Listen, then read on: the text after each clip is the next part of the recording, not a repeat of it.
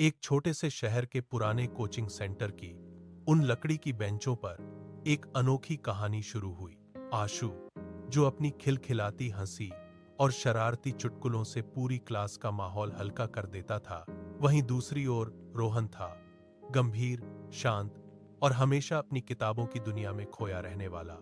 आशु की मेज पर बिखरी किताबें और अस्त व्यस्त पेन उसके बेपरवाह स्वभाव को दर्शाते थे, जबकि रोहन की हर नोटबुक पर सलीके से चढ़ा कवर और व्यवस्थित लिखावट उसके अनुशासन की गवाही देती थी। ये दो अलग ध्रुव थे, जो एक ही छत के नीचे अपनी तकदीर बुन रहे थे।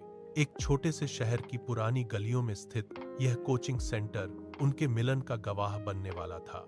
उनकी अलग दुनिया अब एक होने वाली थी। एक दिन क्लास खत्म होने के बाद आशु की घबराहट देखने लायक थी। वह अपने बैग की हर चेन खोल चुका था, पन्ने पलट चुका था, लेकिन उसकी गणित की नोटबुक कहीं नहीं थी। तभी रोहन ने खामोशी से अपनी मेज के नीचे से वह खोई हुई नोटबुक उठाई और आशु की ओर बढ़ा दी। आशु ने हैरानी से उसे देखा, पर रोहन ने बिना कुछ कहे बस एक हल्की सी मुस्कान दी और अपनी साइकिल की ओर बढ़ गया। उस दिन के बाद ब्रेक के समय कैंटीन की चाय का स्वाद बदल गया। अब वे दोनों साथ थे। आशु शिक्षकों की मिमिक्री करके रोहन को ठहाके लगाने पर मजबूर कर देता और बदले में रोहन उसे गणित के कठिन सवालों को सुलझाने के आसान गुर सिखाता था। उनकी दोस्ती गहरी होती गई, जैसे चाय में चीनी घुलती है। हर बीतते दिन के साथ वे एक दूसरे के पूरक बनते जा रहे थे। कोचिंग की वे दीवारें उनकी बढ़ती बॉन्डिंग की गवाह थीं।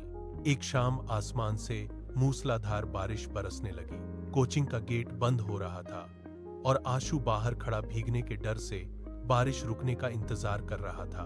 तभी रोहन ने अपना बड़ा सा काला छाता खोला और आशु के कंधे पर हाथ रखकर कहा, चलो मैं तुम्हें घर छोड़ देता हूँ। सड़क पर गिरती बूंदों के बीच उस एक छाते के नीचे दोनों चल पड़े। आशु ने भावुक होकर कहा, रोहन, तुम सिर्फ दोस्त नहीं, मेरे भाई जैसे हो। रोहन ने छाता थोड़ा और आशु की तरफ झुकाया और धीरे से बोला, तुम भी मेरे लिए मेरा परिवार हो। आशु। वक्त का पहिया घूमा, पढ़ाई खत्म हुई और वे दोनों अलग अलग शहरों में अपनी नौकरियों के लिए चले गए, पर दिलों की दूरी कभी नहीं बढ़ी। दूरी केवल नक्शे पर थी, उनकी आत्माएं साथ थीं। उनकी दोस्ती अब एक मिसाल बन चुकी थी। जब आशु अपने पहले ऑफिस प्रोजेक्ट में असफल हुआ और टूट गया, तब रोहन ने आधी रात को फोन उठाकर घंटों उसे हिम्मत दी। और जब रोहन के घर पर संकट के बादल छाए, तो आशु ने बिना एक पल सोचे अपनी छुट्टियां लीं और उसके पास पहुंच गया।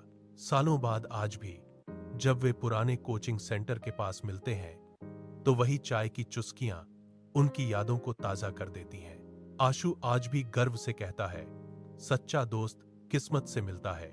और रोहन मुस्कुराकर जवाब देता है, और मुझे तो किस्मत ने एक भाई दिया है। उनकी यह कहानी सिखाती है कि रिश्ता सिर्फ खून का नहीं, बल्कि साथ और भरोसे का होता है, जहां एक दूसरे का हाथ कभी नहीं छूटता।